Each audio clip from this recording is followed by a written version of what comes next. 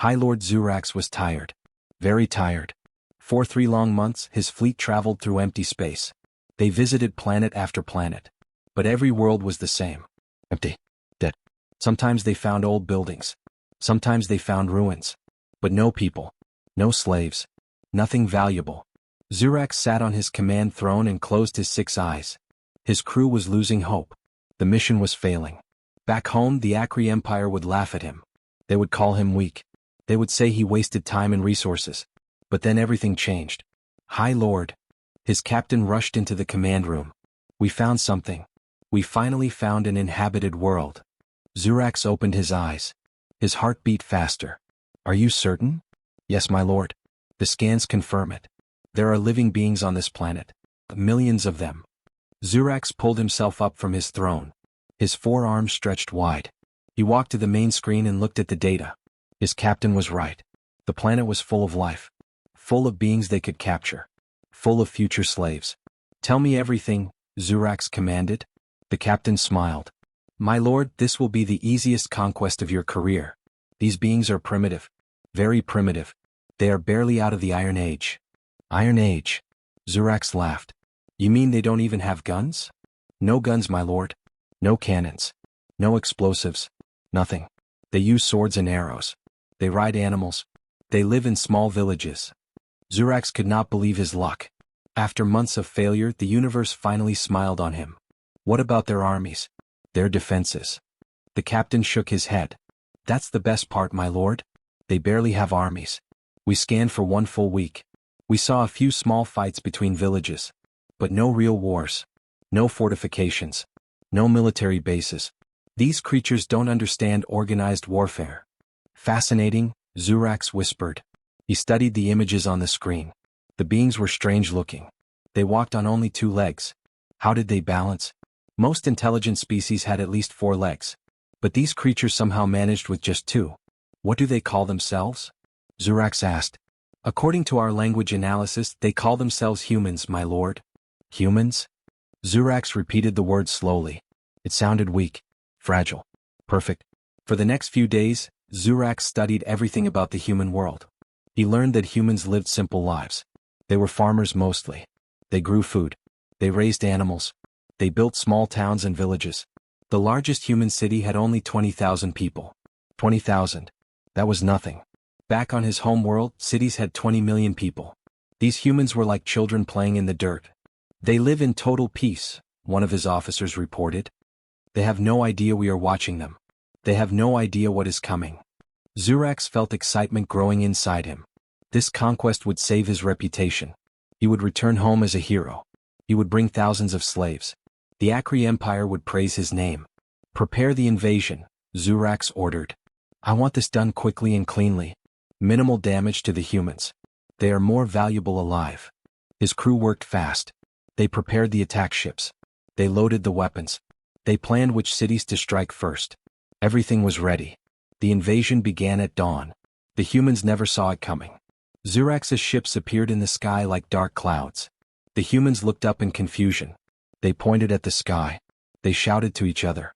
But they did not run. They did not hide. They simply stared. They had never seen spaceships before. Zurax gave the order. Fire warning shots. Show them our power. Orbital strikes hit empty fields near the cities. Massive explosions shook the ground. Humans screamed and ran. But where could they run? Zurax's ships were everywhere. Next came the ground troops. Alien soldiers landed in every major city. They carried advanced weapons. They wore battle armor. They moved with military precision. The humans tried to fight back. Some brave warriors charged with swords and spears. But metal blades could not hurt alien armor. Alien guns fired energy blasts that knocked humans down instantly. It was not even a fair fight. Within 3 days, the major human cities surrendered. Within 1 week, the entire planet was under alien control. Zurax stood on the balcony of his command ship and looked down at the conquered world. Humans worked in chains below. They carried supplies. They loaded cargo. They obeyed every order. Perfect slaves, Zurax said to himself. Absolutely perfect. His officers celebrated. His soldiers relaxed. Everyone believed the mission was complete. They believed they had won. They captured the human king and queen. They learned the human language. They took control of human food and water supplies. Everything went according to plan. Zurax promoted himself. He sent messages home about his great victory. He imagined the rewards waiting for him. But Zurax did not know the truth. He did not know that the humans were watching him, studying him, waiting. He did not know that everything was going exactly as the humans planned. He did not know that in 2 months, his perfect conquest would become his worst nightmare. He did not know that humans were not what they seemed. Not even close. 2 months passed since the invasion. High Lord Zurax was very pleased with himself. The occupation was running smoothly. The humans obeyed every command. They worked hard. They caused no trouble. Or so he thought. Every morning, thousands of human slaves woke up early. They worked in the mines digging valuable metals. They worked in the fields growing food for the alien soldiers. They built new structures for their masters. They did everything the aliens ordered. Zurax walked through the main human city. He watched the slaves work. He smiled. "See how obedient they are?" he said to his captain. "They know they cannot win. They accept their new lives." The captain nodded. "Yes, my lord. These humans learn quickly. They are valuable workers." But something was changing. Something small. Something the aliens did not notice at first. In the western villages, supply shipments started arriving late. Just a few hours late. Nothing serious. The aliens thought it was normal mistakes. In the eastern mines, tools began disappearing. Just a few tools here and there. The aliens blamed careless workers. In the northern farms, food storage buildings caught fire. Just small fires. Accidents, the aliens said. But these were not accidents. Deep in the forests, groups of humans met in secret. They whispered plans. They shared information. They prepared. The resistance was small. Maybe 200 humans. Maybe less. But it was growing. One night, a group of resistance fighters attacked an alien supply convoy. They used primitive weapons. Bows and arrows. Swords. Rocks. But they fought with surprising skill. They killed 3 alien guards and escaped into the darkness. Zurax heard the report the next morning. His good mood vanished instantly. "Resistance," he shouted. "How dare they? I gave them mercy. I let them live. And this is how they repay me." His officers stood silent. They knew not to speak when Zurax was angry. "Find their leaders," Zurax commanded. "Bring them to me. I will teach these humans what happens when slaves forget their place." The alien soldiers moved quickly. They questioned humans in every city. They searched every village. They offered rewards for information. It took 1 week, but finally they found what they were looking for. King Carol and Queen Mixer. Before the invasion, Carol and Mixer ruled the largest human kingdom. They lived in a stone castle. They governed with wisdom and kindness. The humans loved them. But after the invasion they had no power. They were prisoners like everyone else. The aliens allowed them to live in their castle, but they were watched every day. Guards followed them everywhere. The aliens discovered that Carol and Mixer were secretly meeting with villagers. Secret meetings at night. Whispered conversations. Hidden messages. "They are helping the resistance," an alien spy reported. "They are the leaders behind everything." Zurax's eyes burned with anger. "Arrest them. Bring them to my interrogation chambers. Now." That evening, alien soldiers burst into the royal castle. Carol and Mixer were eating a simple dinner. They did not resist. They knew this moment would come. "You will come with us," the lead soldier said. "High Lord Zurax wants to speak with you." "We understand," Queen Mixer said calmly. She looked at her husband. Carol took her hand and squeezed it gently. They walked together through the city streets. Humans watched from windows. Children cried. But no one tried to help. What could they do against alien weapons? The interrogation chambers were deep underground, beneath the alien command ship. Dark, cold, filled with terrible tools. Zurax was waiting. He was not alone. A serpent-like creature stood beside him. It had 2 heads and 6 arms. This was one of the Nafi slaves, creatures from another conquered world. "Chain them," Zurax ordered. The guards forced Carol and Mixer against cold metal walls. Heavy chains locked around their wrists and ankles. They could not move, could not escape. Zurax walked slowly toward them. His footsteps echoed in the chamber. He stopped directly in front of the queen. "You will tell me everything about the resistance," Zurax said. His voice was calm. Too calm. "You will give me names, locations, plans, everything." "We don't know anything," Carol said. "We are just prisoners like everyone else." Zurax smiled. It was not a kind smile. "You are lying. And I hate liars." He turned to the Nafi servant. Bring me my tools. The sharp ones. The serpent creature's heads hung low. It moved slowly, reluctantly, toward a table covered with terrible instruments. Knives.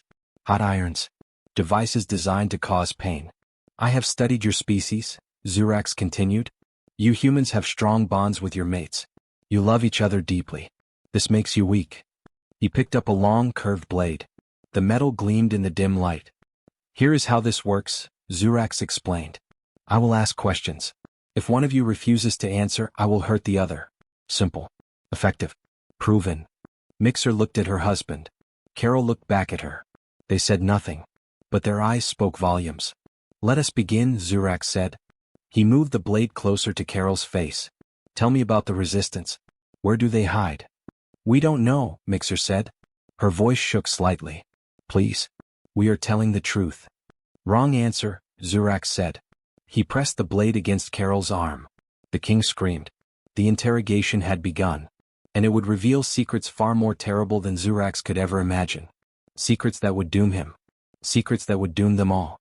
The screams echoed through the underground chamber. High Lord Zurax worked with precision. He was not cruel for pleasure.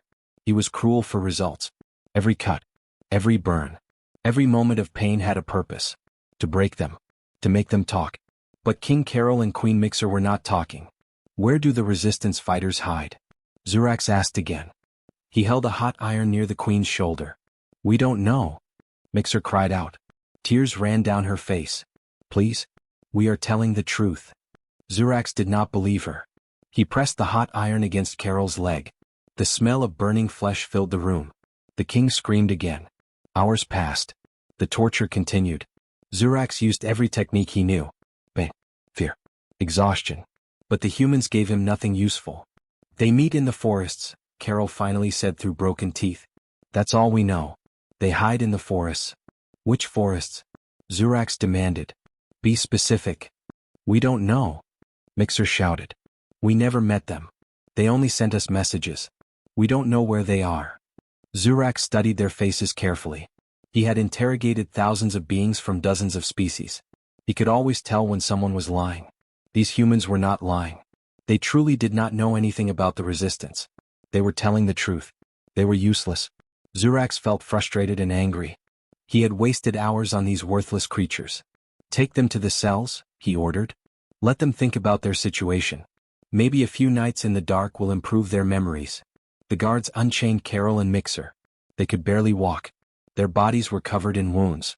Blood dripped on the stone floor. The guards dragged them to a small cell and threw them inside. The door slammed shut. Darkness surrounded them. Only one light remained. It came from the Nafi servant's eyes. The serpent creature sat in the corner of the cell. His job was to watch the prisoners. To make sure they did not die. To monitor their vital signs. For a long time nobody spoke. Carol and Mixer lay on the cold floor breathing heavily. Their wounds throbbed with pain. They held each other's hands in the darkness. Finally, Queen Mixer spoke. Her voice was weak but filled with confusion. Why? She asked. The Nafi servants' heads turned toward her. Why what human? Why did he do this to us? Mixer said. We have not harmed him. We have not harmed any of them. We only want to live in peace. Why do they hurt us? The serpent creature said nothing at first. Then one of its heads hung low in shame. And you, Carol added, his voice breaking. Why do you help this monster? Why do you assist in our torture? The Nafi servant was quiet for a moment. When it finally spoke, its voice was sad. Defeated. Because my world was also conquered, it said. The Akri came to my planet 40 years ago. We tried to fight. We tried to resist. But we lost. They took everything from us. Our freedom. Our dignity. Our future. Then you understand, Mixer whispered. You understand our pain. Yes, the servant said. I understand. But understanding changes nothing. If I disobey them, they will kill my gen line.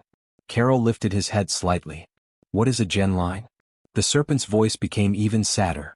It means everyone who descended from me. My children. My brothers. My sisters. My grandchildren. The Akri will kill them all. They will erase my family from existence. This is what happens when we disobey. The words hung in the air like poison. Mixer's eyes widened. They would kill your entire family? Just because you disobeyed? Yes, the Nafi servant said. The Akri are brutal overlords. They rule through fear. They cannot be fought. We learned this the hard way. Many species learned this the hard way. Many species? Carol asked. He tried to sit up but pain shot through his body. What do you mean? How many worlds have they conquered? The serpent creature moved closer to the light. Both its heads looked directly at the human king and queen. I do not know the exact number, it said. Personally, I have seen dozens of conquered species. But there are probably more. Many more. The Akri have been expanding for hundreds of years. They take slaves from every world they find. They build their empire on the suffering of others. Carol and Mixer looked at each other in the darkness. They had thought their world was unique. They thought the Akri chose them specifically. But now they understood the terrible truth. They were just one world among many. One species among dozens. One more victim in an endless chain of conquest and suffering. How many beings suffer like us? Mixer asked quietly. Millions, the Nafi servant answered. Maybe billions. I do not know. The empire is vast. The suffering is beyond counting. Carol squeezed his wife's hand tighter. Will we ever be free? The serpent creature's voice became almost a whisper. I believe so. Eventually. Perhaps in 100 years. Perhaps in 1,000. Eventually all empires fall. Eventually our species will know freedom again. It paused, then added something important. But not now. Not yet. Please, I advise you to cooperate with them. Tell them what they want to hear. Give them something. Anything. The pain will only get worse if you resist. But we don't know anything, Carol said. We told them the truth. We have nothing to give them. Then make something up, the servant begged. Please. I do not want to watch them torture you again tomorrow. I have seen too much suffering already. The cell fell silent after that. No one spoke anymore. Carol and Mixer held each other in the darkness. Their wounds ached. Their hearts were heavy with despair. The Nafi servant watched them with sad eyes. It had seen this same scene play out on dozens of worlds. Always the same. Always painful. Always hopeless. Above them, High Lord Zurax slept peacefully in his comfortable quarters. He dreamed of glory and rewards. He dreamed of returning home as a hero. He did not know that tonight would be his last peaceful sleep. He did not know that tomorrow morning, everything would change. He did not know that the humans were done pretending. Because in the darkness of that cell, something impossible was beginning to happen. Something that broke all laws of nature. Something that would reshape the galaxy forever. The chains around Queen Mixer's wrists began to glow softly. So softly that even the Nafi servant did not notice. Not yet. Morning came slowly. High Lord Zurax woke in his comfortable bed. He stretched his forearms and yawned. Today would be another session with the human prisoners. Yesterday they gave him nothing. But today would be different. He would make them talk. He dressed in his finest robes. He ate a good breakfast. He was in no hurry. Fear worked best when prisoners had time to think about their pain. Finally, he made his way down to the interrogation chambers. His personal bodyguard followed behind him. A large soldier with heavy armor and powerful weapons. Zurax reached the cell door. He could hear nothing from inside. The prisoners were probably sleeping. Or crying. Or both. He opened the door and stepped inside. What he saw made him freeze. The Nafi servant was sleeping in the corner. Its 2 heads rested on the floor. Its 6 arms were folded. It was snoring softly. But Queen Mixer was standing. Free. Unchained. She held something in her hand. Zurax looked closer. It was his pen. The metal pen he used to write torture notes. Somehow she had stolen it. She was holding it like a weapon. For 3 full seconds nobody moved. Nobody spoke. The moment felt frozen in time. Then Queen Mixer looked directly at High Lord Zurax. Her eyes were calm. Too calm. She spoke one single word. No. That was all. Just one word. But the way she said it made Zurax's blood run cold. It was not a plea. It was not a request. It was a statement. A fact. A line in the sand. Zurax's shock turned to rage. You dare, he shouted. He kicked the sleeping Nafi servant hard. Wake up, you lazy creature. A prisoner has escaped. How could you let this happen? The serpent jolted awake, both heads snapping up in confusion and fear. Guards. Zurax screamed into his communication device. Get in here now. A prisoner is loose. Kill her. In less than 2 seconds the door burst open. Zurax's personal bodyguard rushed into the cell. The massive soldier raised his energy rifle. He did not hesitate. He did not ask questions. He fired. The first shot hit Queen Mixer in the chest. The blast threw her backward against the wall. Her body jerked violently. The guard fired again. And again. And again. Each shot tore through her body. Blood sprayed across the stone walls. Bones cracked. Flesh ripped. The queen's body was destroyed. Shredded. Ruined beyond any hope of survival. She collapsed to the floor. Her eyes stared at nothing. She was dead. Completely dead. No creature could survive that much damage. King Carol screamed from his chains. No. Mixer. No. Zurax breathed heavily. His anger was still burning. He pulled out his personal weapon. A small but deadly pistol. He pointed it directly at Carol's head. How did she escape? Zurax demanded. His voice was shaking with fury. Tell me now. Did this worthless servant help her? The Nafi creature's head shook frantically. No, my lord. I swear. I was sleeping. I did nothing. Then how? Zurax shouted at Carol. How did she break those chains? They are designed to hold creatures 10 times stronger than humans. Tell me and I will make your death quick. Carol lifted his head. His face was wet with tears. But something was strange about his expression. He was not looking at Zurax. He was looking at his wife's dead body on the floor. And he was smiling. I think, Carol said slowly. His voice was different now. Stronger. Calmer. I think we have been too complacent. Too long. We neglected our duties. We became too invested in this fantasy. What are you talking about? Zurax demanded. What fantasy? Answer me. But then another voice spoke. A voice that should not exist. He's right, you know. It was Queen Mixer's voice. Everyone in the room turned to look at the body on the floor. The destroyed, dead, impossible body. Moved. The corpse twitched. Then it shifted. Then it began to rise. By the gods. The Nafi servant whispered. Both its heads stared in absolute horror. The queen's body stood up. But it was wrong. Everything was wrong. Her limbs were longer than before. Her fingers stretched like liquid metal. Her skin was no longer flesh-colored. It was turning gray. Metallic gray. The bullet wounds were closing. Healing. Disappearing as if they never existed. And then, as everyone watched in frozen terror, a third arm grew out of her torso. It emerged slowly, smoothly, like something rising from water.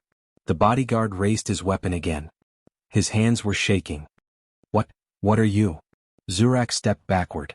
His mind could not process what he was seeing. This was impossible. Nothing could survive that much damage. Nothing could grow new limbs. Nothing could heal from death. But he was watching it happen. King Carol's chains began to glow. Then they melted. The metal turned to liquid and flowed into his body.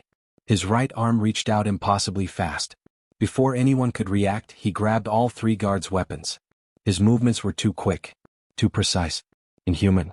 A third arm sprouted from Carol's shoulder. The stone walls of the cell began to change. The rough surface became smooth. Then shiny. Then it looked like metal. The entire room was transforming around them. Zurax found his voice. Stand down. Both of you. Stand down or I will destroy your planet. I will kill every human in my ships. We have tens of thousands of your people in our cargo holds. I will space them all. Every single one. The king and queen turned their heads toward him. They moved in perfect sync. Like puppets controlled by the same string. When they spoke, their voices were identical. They spoke at exactly the same time with exactly the same words. We are human, they said together. Your threat is not what you hoped. You putting us on your ship for months has given me, us, all the time we needed. Even as they spoke these terrifying words, Zurax's communication device exploded with panicked voices. High Lord. The buildings are melting. Sir. All the humans just stopped working. They're just standing there. Staring at us. My lord. We're detecting massive energy spikes across the planet. What do you mean we lost contact with engineering? The floor is changing. The walls are moving. Sir. The forest. The entire forest is transforming. There are armored units forming out of the ground. What do we do? What do we do? Zurax's legs gave out. He fell to his knees. His mind was breaking. This was not possible. This could not be happening. The king and queen merged together. Their bodies flowed like water and became one single entity. It was tall. Powerful. Barely resembling anything human. Around them, the metal bonds trapped every Acri soldier in the ship. They could not move. Could not escape. Could not even scream. The Nafi servant dared to whisper one question. The only question that mattered. What are you? The transformation was complete. The invasion was over. But the nightmare was just beginning. The Nafi servant stared at the transformed being before him. Its two heads trembled with fear. But curiosity was stronger than terror. It had to know. It needed to understand. What are you? The servant whispered again. The wall next to the serpent began to flow like water. Metal rippled and moved. And suddenly Queen Mixer was standing there. She looked normal again. Human again. 2 arms. Normal skin. A kind face. But the Nafi servant now knew the truth. This was not really the queen. This was something else. Something ancient. Something powerful beyond imagination. Human, Mixer said softly. I am human. We are human. High Lord Zurax was still on his knees. His mind was breaking. No, he muttered. Humans are weak. Primitive. We scanned your world. We studied you. You had no technology. No weapons. No spaceships. The queen smiled. It was a sad smile. You saw what we wanted you to see. We have been playing a role for a very long time. Pretending. Living simple lives. Being farmers and kings and queens. Was fun. Peaceful. We forgot who we truly were. But what are you? The Nafi servant asked again. How can you do this? How can you change your bodies? How can you survive death? The queen gestured with her hand. The air shimmered. A holographic display appeared, floating in the chamber. It showed images. Stars. Galaxies. Ancient civilizations. Long ago, Mixer began, humans were like you. We had flesh bodies. We could die. We were fragile. But we were also curious. Always learning. Always inventing. Always reaching for more. The hologram changed. It showed laboratories. Scientists. Tiny machines smaller than atoms. We created something called nanomachines, she continued. Machines so small you cannot see them. Billions of them. Trillions. They live inside us. They are part of us now. They can repair any damage. Rebuild any tissue. Reshape our bodies however we want. Zurax stared at the images. His mind struggled to understand. You are made of machines? We are made of flesh and machines together, the queen explained. The nanomachines keep us alive forever. They copy our minds, store our memories. Even if our body is destroyed completely, the machines can rebuild it. We cannot die. We have not died for thousands of years. The hologram shifted again. It showed human cities among the stars. Massive ships. Advanced technology that made Acri weapons look like children's toys. We once ruled the stars, Mixer said. Her voice carried deep sadness. We explored every corner of this galaxy. We built wonders. We touched the infinite. We were gods. Then why, the Nafi servant asked, why live like primitives? Why pretend to be weak? The queen's expression grew darker. Because we made a mistake. A terrible mistake. We reached too far. We tried to expand beyond this galaxy. We encountered something else. Something we could not understand. Something that should not exist. She paused. The hologram showed nothing but darkness. We barely survived. We retreated back to our home systems. But the encounter changed us. We realized something horrible. We were alone. Truly alone. Every other species in the galaxy was millions of years behind us. We had no equals. No friends. No one who could understand us. Loneliness, the Nafi servant whispered. Yes, Mixer confirmed. Terrible, crushing loneliness. We had everything. Power. Knowledge. Immortality. But we had no one to share it with. We were isolated. Disconnected. We were losing our humanity. The hologram changed again. It showed humans choosing to forget. Choosing to become simple. Choosing to dream. So we decided to sleep, the queen continued. We stripped away our technology. We buried our memories deep. We returned to a state we remembered fondly from our ancient history. Simple farming. Small kingdoms. Basic lives. We played pretend. We acted like the humans from 10,000 years ago. You forgot on purpose? Zurax asked. His voice was hollow. Yes, we forgot who we were. We forgot what we could do. We lived in a peaceful dream for thousands of years. We were happy. Content. Free from the burden of being gods. Until we arrived, Zurax realized. His heart sank. Until you arrived, Mixer agreed. Your invasion was a shock. A wake-up call. When you took us to your ships, when you hurt us, when you tortured us, something deep inside remembered. The nanomachines remembered. Our true selves began to surface. The hologram now showed what was happening across the planet in real time. Every human was transforming. Millions of them. Their bodies became fluid. The ground itself was reshaping. Forests turned into factories. Mountains became starships. The entire planet was awakening. Your months of occupation gave us time, the Queen explained. The nanomachines in our bodies communicated with each other, slowly, quietly, rebuilding the network that once connected all humans. Now we are linked again. All of us. Millions of minds thinking as one. Outside the ship, reality itself seemed to be breaking. The blue sky turned metallic silver. Oceans drained and reformed into massive structures. Cities grew from the earth like living things. The Nafi servant watched the hologram in awe and terror. What will you do now? The Queen looked at Zurax, then at the servant. Her expression was thoughtful. We are deciding, she said. For thousands of years, we played at being simple humans. Now we must remember how to be gods again. But what kind of gods?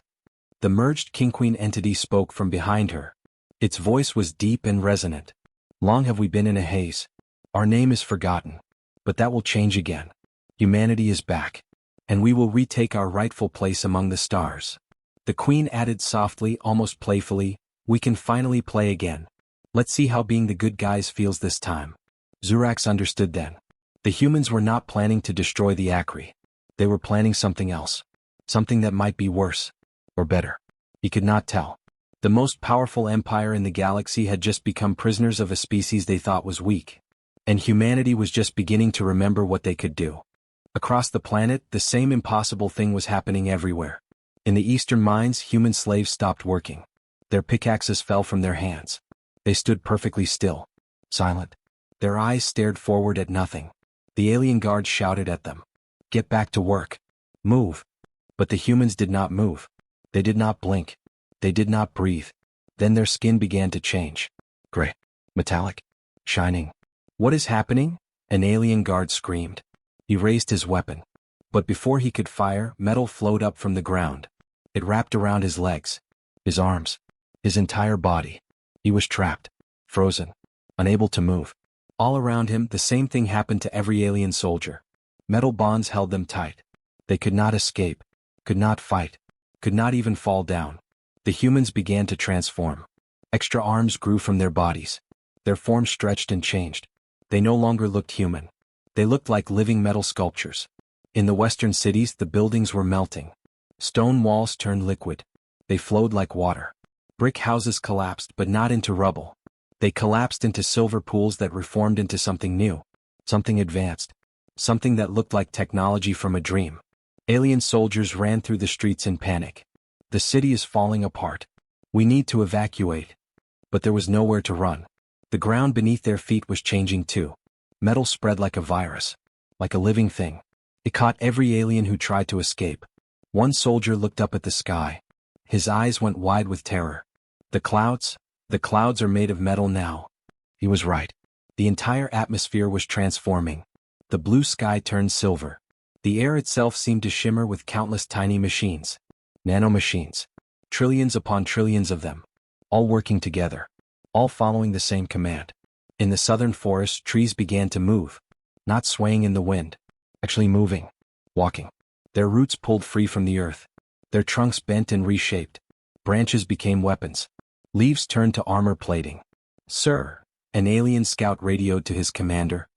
The forest is alive. It's coming toward us.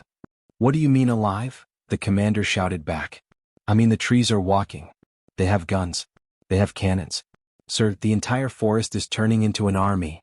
The commander thought the scout was losing his mind. But then he saw it himself through the surveillance cameras. Thousands of tree-like war machines marching across the landscape. They looked organic and mechanical at the same time. Nature and technology merged into one. And they were surrounding every alien position. On the Akri ships orbiting the planet, chaos erupted. Engineering is not responding, a technician shouted. Life support is failing on decks 3 through 7. The hull is changing. The metal is moving by itself. All the human prisoners are standing up. Their chains are dissolving. The ship's captain ran to the cargo hold. He needed to see this with his own eyes. When he arrived, he wished he had not. 10,000 human slaves stood in perfect rows. All of them had the same blank expression. All of them were transforming at the same time. Gray skin, extra limbs, bodies that no longer looked quite real. Kill them, the captain ordered his soldiers. Kill them all now. The soldiers fired their weapons. Energy blasts hit the humans. But the humans did not fall. The bullets passed through their bodies and the holes closed instantly. Like water reforming after a stone passes through. Then the humans raised their hands in unison. The floor of the cargo hold rippled. Metal flowed upward and trapped every alien soldier. The captain tried to run but metal hands grabbed him from behind. He was caught. Helpless. One of the transformed humans spoke. But it was not just one voice. It was thousands of voices speaking together in perfect harmony. Do not resist, the voices said. You cannot win. You never could. Back in the interrogation chamber, High Lord Zurax watched the hologram in horror. Every single alien position on the planet was surrounded. Every ship was compromised. His entire invasion force was trapped. How many? He whispered. How many humans are there? Queen Mixer answered calmly. On this planet? About 5 million. But we are not limited to this planet. Our nanomachines have spread to your ships, to your supplies, to your water and your food. Every atom we touched we can control. The Nafi servants' heads tilted in confusion. But why did you let us capture you? If you had this power all along, why not fight back immediately? The Queen's expression was thoughtful. Because we were not fully awake yet. The invasion shocked us, but memory takes time to return. We needed weeks to remember who we were. Months to rebuild our network. You gave us that time by keeping us close. By putting thousands of us on your ships. She gestured at the hologram. Now every ship in your fleet has humans aboard. And every human is connected to every other human. We are not 5 million individuals anymore. We are one mind and 5 million bodies. And we can control any matter that our nanomachines touch. Zurax realized the horrible truth. You turned our own invasion against us. We brought you directly to our ships. We gave you access to everything. Yes, the Queen confirmed. You thought you were capturing us. But really you were inviting us inside. Now your ships belong to us. Your weapons belong to us. Your entire fleet belongs to us. The hologram showed more. Deep underground, massive structures were rising. Ancient facilities that had been hidden for thousands of years. Humanity's true cities. Their real technology. Their weapons that could destroy stars. We built all of this long ago, Mixer explained. Then we buried it. Hid it. Forgot about it. But the machines remembered. They waited. Patient. Eternal. And now they wake with us. A new ship rose from the ocean. It was the size of a small moon. Its hull was perfect silver. Energy crackling around it. One ship. Just one. But it had more power than Zurax's entire fleet combined. We have hundreds of these ships sleeping beneath this planet, the Queen said. Thousands more scattered across other worlds in this system. We were not a primitive species playing in the dirt. We were a sleeping god pretending to be mortal. The Nafi servant spoke quietly. What happens now? What will you do with us? The Queen looked at Zurax, then at the servant. Her eyes were impossible to read. That, she said slowly, is what we are deciding. We have the power to destroy you. All of you. Every Acri ship. Every Acri world. We could erase your empire in a single day. Zurax closed his eyes. He waited for death. But it did not come. However, the Queen continued, we remember what loneliness feels like. We remember what it means to lose our humanity. We do not want to become monsters again. She knelt down beside Zurax. Her voice was gentle. You enslaved us, tortured us, killed us, but you also woke us up. You reminded us that the galaxy is not empty. There are other species out here. They need help, protection, guidance. What are you saying? Zurax asked. The Queen smiled. We are saying that we have a choice to make. Be the villains we once were? Or try something new? The hologram changed one last time. It showed the entire galaxy. Thousands of worlds. Millions of species. All of them under the shadow of empires like the Acri. So many are suffering, the Queen whispered. So many need saving. Maybe that is our purpose now. Maybe that is why we woke up. She stood and looked at both the Nafi servant and High Lord Zurax. Let's see, she said with an enigmatic smile, how being the good guys feels this time. The hologram floated in the air between them. It showed the entire galaxy. So many stars. So many worlds. So many species living under the cruel rule of empires like the Acri. Queen Mixer stood in the center of the interrogation chamber. Around her, the walls had fully transformed into living metal. Screens showed every Akri ship, every captured soldier, every trapped vessel. High Lord Zurax remained on his knees. He looked up at the queen with empty eyes. So, he said quietly, this is how it ends. You will destroy us. We deserve it. I know we deserve it. The queen tilted her head. Do you truly believe that? Do you understand what you have done? I conquered worlds, Zurax said. His voice was hollow, broken. I took slaves. I caused suffering. I thought I was building an empire. I thought I was bringing order to the galaxy. But I was wrong. I see that now. And what about them? The queen pointed at the Nafi servant. What about all the other species your empire enslaved? Do they deserve their suffering? Zurax looked at the serpent creature. For the first time he really saw it. Not as a tool. Not as property. But as a living being. A person with thoughts and feelings and a family. No, Zurax whispered. They do not deserve it. None of them do. The queen nodded slowly. Good.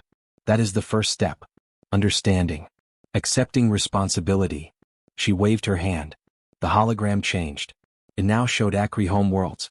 Billions of civilians. Children. Families. Ordinary people who had nothing to do with conquest. We could destroy your species, the queen said.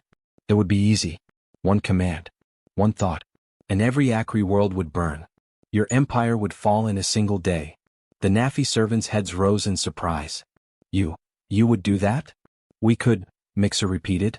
But should we? That is the question we have been asking ourselves. If we kill billions of innocent Akri to punish the guilty, what does that make us? Are we any better than them? Zurax closed his eyes. Do what you must. I will not beg for mercy. Not for myself. But what about your people? The queen pressed. What about the children who never chose this path? What about the farmers and artists and teachers who just want to live in peace? Do they deserve to die for your crimes? Zurax's voice cracked. No, please, not them. They are innocent. The queen smiled. Exactly. They are innocent. Just like the humans you tortured were innocent. Just like the Nafi and dozens of other species are innocent. Innocence matters. Justice matters. But vengeance? Vengeance is empty. She turned to the Nafi servant. You asked what we will do. Here is our answer. The hologram shifted again. It showed something new. Something unexpected. Akri ships were being disarmed. Their weapons removed. But the ships themselves were not destroyed. The soldiers were not killed. They were simply contained. Held. Waiting. We will dismantle the Akri Empire, the queen announced. Every slave will be freed. Every conquered world will be liberated. Every weapon of conquest will be removed. The age of Akri domination is over. Zurax waited for the rest. The punishment. The execution. But it did not come. However, the queen continued, we will not destroy your species. Your people will live. Your worlds will remain. But you will never conquer again. Humanity will make sure of that. You will rule us? Zurax asked. The queen shook her head. No. We will not rule anyone. We tried that before long ago. It did not work. Ruling creates resentment, fear, rebellion. We do not want to be emperors. Then what? The Nafi servant asked. What will you be? The queen looked at both of them. Guardians, protectors. We will watch the galaxy. When empires rise and try to conquer, we will stop them. When the strong prey on the weak, we will intervene. But we will not rule. We will not govern. We will simply ensure that no one can do what the Akri did. She gestured at the hologram. It now showed freed slaves returning to their home worlds. Nafi. Dozens of other species. All of them going home. Every species will have the freedom to grow, to develop, to make their own choices, good or bad. But they will do it without fear of conquest, without slavery, without empires crushing them. The Nafi servant's voice trembled with hope. My family? My gen line? Safe, the queen confirmed. All of them. The Akri threats are meaningless now. You are free. All of you are free. The serpent creature collapsed. Both heads touched the floor. It was crying. After 40 years of slavery, it was finally free. And me? Zurax asked. What happens to me? The queen's expression became serious. You will face justice. Not human justice. Not our judgment. You will be judged by those you harmed. Every species you conquered will have representatives. They will decide your fate together. That is fair. That is right. Zurax nodded slowly. I understand. I accept this. Good, the queen said. Because this is the new age. Not an age of empires. Not an age of conquest. An age of accountability. An age where actions have consequences. Where the powerful cannot hide from the weak. The hologram showed one final image. The planet's surface was completely transformed now. Beautiful ships rose into the sky. Elegant. Powerful. Perfect. And on each ship was a symbol. A simple circle. The symbol of humanity. We are back, Queen Mixer said softly. After thousands of years of sleep, humanity has returned to the stars. But we are different now. Wiser. Kinder. We remember what it felt like to be weak. We remember what suffering is. And we will not allow it to continue. She looked directly at Zurax. You taught us an important lesson, High Lord. You reminded us why we matter. Why consciousness matters. Why protecting the innocent matters. For that, we thank you. Even though you meant to hurt us, you actually saved us from our own isolation. The walls opened. Sunlight poured in. Real sunlight. The interrogation chamber was rising through the ship. Moving upward. Breaking through the hull. They emerged on the surface of the transformed planet. It was beautiful. Silver towers touched the clouds. Gardens of living metal bloomed with impossible colors. The sky shimmered with billions of nanomachines dancing in the light. Humans walked among the structures. Millions of them. All connected. All aware. All awake. They looked at Zurax. At the Nafi servant. But their expressions held no anger. No hatred. Only curiosity. And perhaps, pity. This is our world reborn, the queen said. And from here we will watch over all worlds. Not as gods. Not as rulers. Simply as guardians who remember what it means to suffer. Who remember what it means to be afraid. Who remember what it means to hope. She touched Zurax's shoulder gently. Your empire is over. But your species will live. Perhaps in time you will learn. Perhaps you will grow. Perhaps one day the Akri will be remembered not as conquerors, but as the species that woke humanity and changed the galaxy forever. Zurax looked at the beautiful world around him. At the freed slaves celebrating. At the impossible technology. At the end of everything he